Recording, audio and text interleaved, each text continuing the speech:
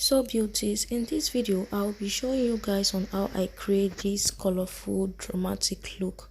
So if you want to see how I create all this beautiful look, keep on watching this video.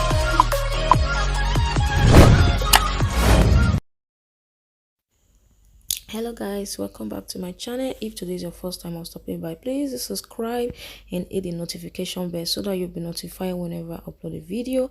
And if you subscribed before, thank you and God bless you.